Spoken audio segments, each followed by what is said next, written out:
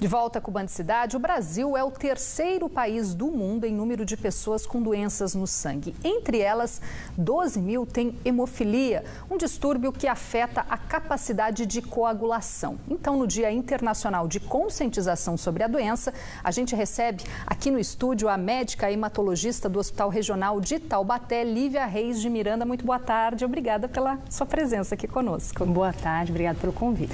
Bom, doutora, a hemofilia é uma doença hereditária, genética, não tem cura, mas tem tratamento, e atualmente esse tratamento, é bem simples comparado com o passado, onde as coisas eram mais difíceis. O avanço da medicina hoje facilita bastante o tratamento dos hemofílicos?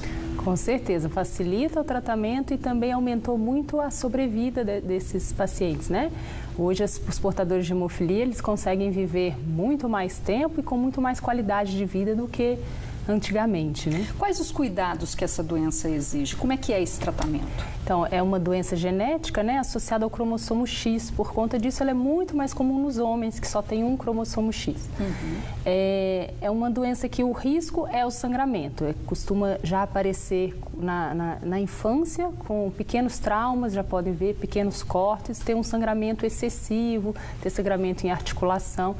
E aí o importante é o diagnóstico precoce para você já começar o tratamento para evitar sequelas. Então é começar tratando para não ter sangramentos graves, não ter comprometimento da qualidade de vida, nem risco de vida relacionado a esses sangramentos. Ou seja, apesar de ser uma doença hereditária, pode acontecer de na família não ter pessoas com hemofilia, e aí a importância das mães ficarem atentas à questão do sangramento nos filhos logo na infância? Isso, a história familiar é sempre de muita importância, mas em alguns casos pode ser que não tenha caso descrito e que o diagnóstico seja feito através de algum sangramento. Então, principalmente quando a criança começa a engatinhar, começa a ter trauma, pode-se notar que tem um sangramento excessivo relacionado a trauma, com edema, inchaço da articulação. Então, isso pode chamar atenção nos casos onde o diagnóstico já não foi feito antes. E como é que é o tratamento, doutora? É com medicação?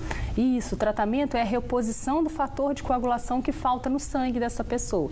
Então, hoje você tem o fator separadinho lá, de uma forma liofilizada, em pó, que não transmite doença, que é reconstituído em líquido e é injetado.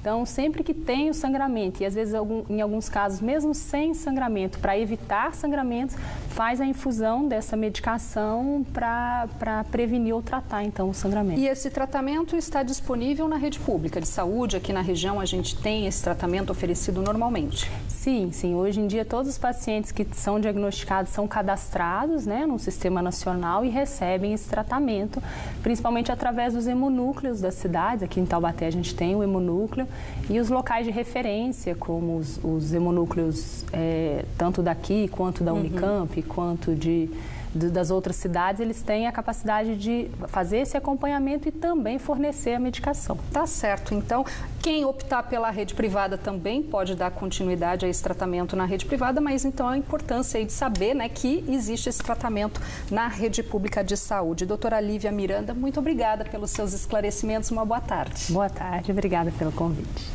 Agora é hora de conferir a previsão do tempo para toda a região.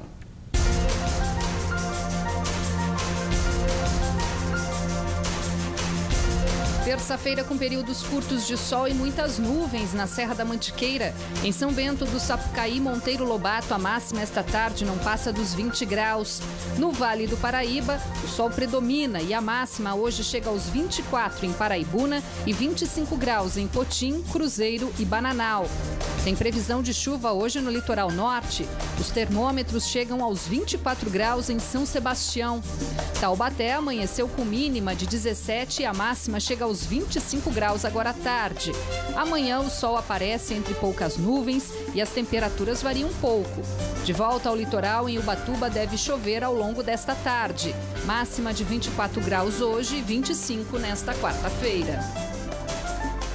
Mais uma parada aqui no Band Cidade. Depois do intervalo, você confere a abertura da Semana Literária Monteiro Lobato, marcada por projetos para fomento à leitura e parcerias internacionais. É já 1h08 agora.